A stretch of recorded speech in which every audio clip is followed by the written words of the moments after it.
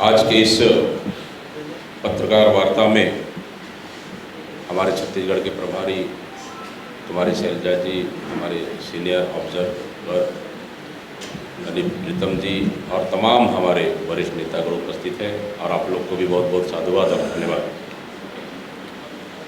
आज हम भाजपा की जन विरोधी सोच का काला चिट्टा जारी कर रहे हैं। भाजपा ने 15 साल में छत्तीसगढ़ का शोषण किया है। भाजपा के राज में प्रदेश में आम आदमी के संवैधानिक अधिकारों को बंधक बनाकर रखा गया था। आदिवासी, किसान, मजदूर, युवा, महिलाएं सभी असुरक्षित थी। किसानों को उनकी उपज की पूरी कीमत नहीं मिलती थी। आदिवासी असुरक्षित थे। नक्सलवादी गतिविधियों जोरों पर थी। महिलाएं, बच्चियां असुरक्षित थी। जलियांवाला और आमाडोला जैसी घटनाएं प्रदेश की पहचान बन गई थी।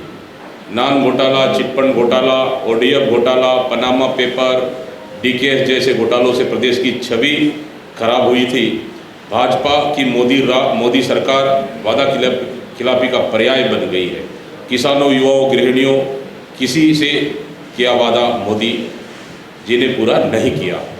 भाजपा का चरित्र आदिवासी, अनुसूचित जाति, जनजाति, पिछड़ा वर्ग, गरीब विरोधी। कांग्रेस सरकार ने राज्य के हर वर्ग के लोगों को उनका अधिकार देने विधानसभा में सर्वसम्मति से आरक्षण संशोधन विधेयक पारित करवाकर राजभवन भेजा है। भाजपा ने षड्यंत्रपूर्वक उस विधेयक को राजभवन में रोके रखा है। विधेयक में अनुसूचित जनजाति के लिए 32%, अनुसूचित जाति के लिए 13% तथा अन्य पिछड़ा वर्ग के लिए 27% आरक्षण का प्रावधान है। आर्थिक रूप से कमजोर सामान्य वर्ग के लोगों को भी 4% आरक्षण का प्रावधान किया गया है। इस तरह कुल 76% का आरक्षण सभी वर्गों की आबादी के अनुसार देने का निर्णय लिया गया है। यह विधेयक यदि कानून का रूप लेगा तो हर वर्ग के लोग संतुष्ट होंगे। सभी वंचित वर्ग के लोगों को मुख्यधारा से जोड़ने, सामाजिक न्याय को लागू करने यह विधेयक बनाया गया है। इस तरह भाजपा हमेशा आदिवासी विरोधी रहा है। वन अधिकार पट्टों के लिए प्राप्त 4 लाख आवेदनों को बिना किसी परीक्षण के पिछले सरकार ने निरस्त कर दिया, लेकिन कांग्रेस सरकार ने 4,55,586 वन अधिकार पत्र अभी तक का बांटे हैं। भाजपा सरकार द्वारा सामुदायिक वन संसाधन अधिकार नहीं दिए गए। कांग्रेस सरकार ने 50,000 से अधिक सामुदायिक वन संसाधन अभी तक दिए हैं। सैकड़ों निर्दोष आदिवासियों को जेल लंबी अवधि तक कैद रखा। विगत 4 वर्षों में 1314 निर्दोष आदिवासियों को कांग्रेस सरकार ने रिहा किया। भाजपा के शासनकाल में आदिवासियों की हजारों एकड़ भूमि पर जबरदस्ती कब्जा किया गया। कांग्रेस की सरकार में बस्तर की लोहंडीगुड़ा क्षेत्र के 10 गांव में निजी इस्पात संयंत्र के लिए अधिग्रहित की गई 1707 किसानों की 4200 एकड़ से अधिक भूमि उन्हें वापस की गई। भाजपा शासन काल में केवल 7 प्रकार के वनोपज खरीदी की जाती थी। लघु वनोपज की न्यूनतम मूल्य पर संग्रहण का कोई प्रयास नहीं किया गया। संग्राहकों को, बिचौलियों को वनोपज औने पौने दामों पर बेचना पड़ता था, लेकिन कांग्रेस की राज में समर्थन मूल्य पर खरीदे जाने वाले लघु वनोपजों की संख्या 7 से बढ़ाकर 65 प्रकार की है। पेशा कानून को लागू करने का कोई प्रयास नहीं किया गया, लेकिन कांग्रेस सरकार ने पेशा कानून के नियम बनाए। आदिवासियों को रोजगार, स्वरोजगार और उनकी आय में वृद्धि को लेकर कोई प्रकार प्रयास नहीं किया गया। सुपोषण अभियान को लेकर प्रभावशील कार्य नहीं किया गया। वनांचल, सुदूर क्षेत्रों के जरूरतमंद लोगों तक योजनाओं का लाभ नहीं पहुंचाया। फर्जी चिटफंड कंपनियों को आश्रय दिया गया। इन कंपनियों ने आम जनता से उनके खून पसीने की कमाई के करोड़ों रुपए ठगने का काम किए। इस तरह से भाजपा हमेशा किसान विरोधी रहा है। भाजपा ने 2013 में 2100 रुपये प्रति कुंटल देने का वादा किया था और 300 रुपये बोनस देने का। इस तरह से दोनों कुल मिलाकर 2400 रुपये देने का वादा किया था, जो 15 साल सरकार रहने के बाद भी उन्होंने नहीं दिया। मोदी सरकार ने, खैर मैंने तो उनको कह दिया है, तो इस तरह से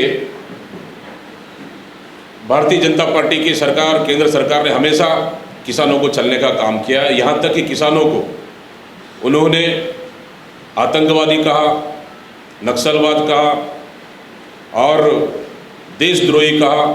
मतलब किसानों को उन्होंने हमेशा प्रताड़ित और किसान विरोधी उन्होंने हमेशा बात कही।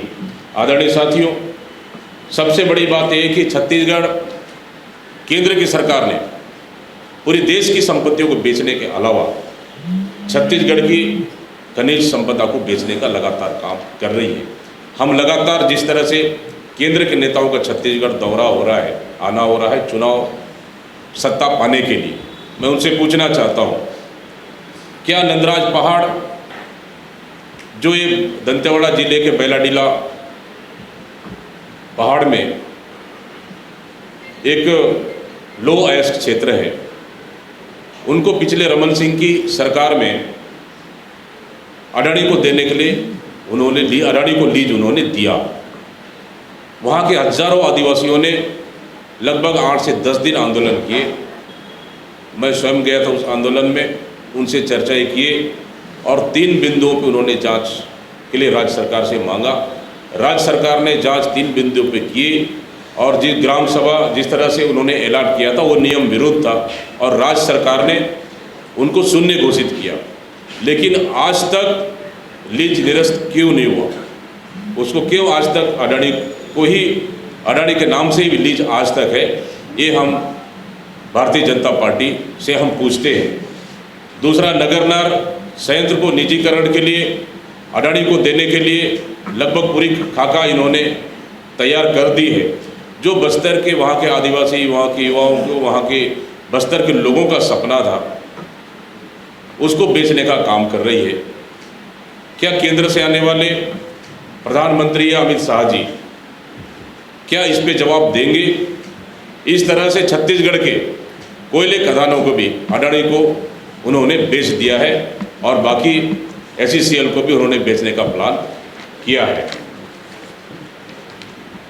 इस तरह से आप देखेंगे तो हमारे छत्तीसगढ़ के लिए बहुत सारी योजनाएं जो केंद्र और राज्य से रिलेटेड है, उन योजनाओं का भी लगातार इन्होंने जो केंद्र और राज्य सरकार की जो अंश होती है उनको लगातार इन्होंने कम किया। कुछ 2-3 उदाहरण मैं दे रहा हूँ। राष्ट्रीय स्वास्थ्य मिशन में 75-25 का रेशो था, उनको इन्होंने 60 और 40 उन्होंने किया है। सर्व शिक्षा अभियान में 75 और 25 का रेशो था हमारी सरकार में, तो उनको इन्होंने 60-40 किया है। मध्याह्न भोजन कार्यक्रम में 65 और 35 का रेशो था, उन्होंने 60-40 किया है। प्रधानमंत्री ग्राम सड़क योजना में 100% केंद्र सरकार की अंशदान था, उनको भी इन्होंने 60-40 का रेशो किया है। इस तरह से नरेगा में 90-10 का रेशो था, 75-25 इन्होंने किया है।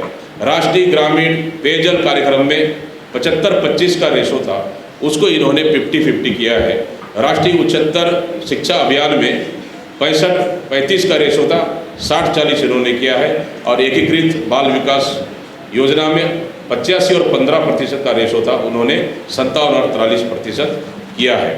तो इस तरह से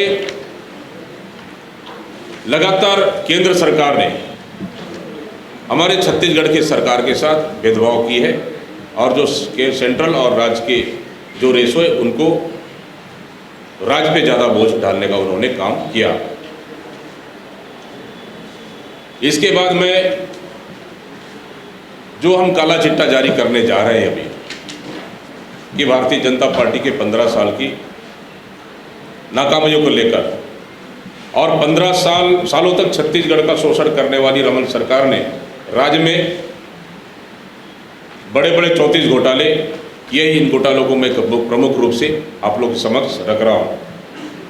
36,000 करोड़ का नान घोटाला, नंबर 1, नंबर 2 पनामा पेपर घोटाला, नंबर 3 मोआ धान घोटाला, नंबर 4 कुनकुरी चावल घोटाला, नंबर 5 आँख फोड़वा कांड, नकली दवाओं से लोगों की आंखों की रोशनी चली गई, नंबर 6 गर्भाशय कांड, स्मार्ट कार्ड के लिए महिलाओं के गर्भाशय निकाले गए।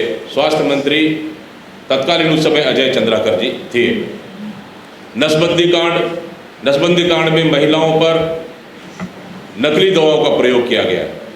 डीकेएस घोटाला, एक प्रमुख नेता भारतीय जनता पार्टी के उनके भतीजे के द्वारा धान परिवहन का घोटाला, शासकीय भूमि पर कब्जा, ओराबाई कांड, तत्कालीन शिक्षा मंत्री हमारे केदार कश्यप जी का पत्नी का फर्जी परीक्षा प्रकरण, फर्नीचर घोटाला, विज्ञापन उपकरण खरीदी घोटाला, 4400 करोड़ का आबकारी घोटाला, 1667 करोड़ गौशाला के नाम पर चारा, दवाई एवं निर्माण में किया गया घोटाला, बीज निगम में दवाई, बीज एवं कृषि यंत्रों की खरीदी में किया गया घोटाला, स्टेट वेयर हाउस के गोदामों के निर्माण में घोटाला, स्वास्थ्य विभाग में मल्टीविटामिन सिरप में घोटाला, जमीन घोटाला, झलकी घोटाला, परिवहन चेक पोस्ट घोटाला, मोबाइल खरीदी में घोटाला, बारदाना घोटाला, भदौरा जमीन घोटाला, पुष्प स्टील घोटाला, चौबे कॉलोनी जमीन घोटाला, इंदिरा प्रियदर्शनी बैंक घोटाला, स्काई वॉक घोटाला, एक्सप्रेसवे घोटाला,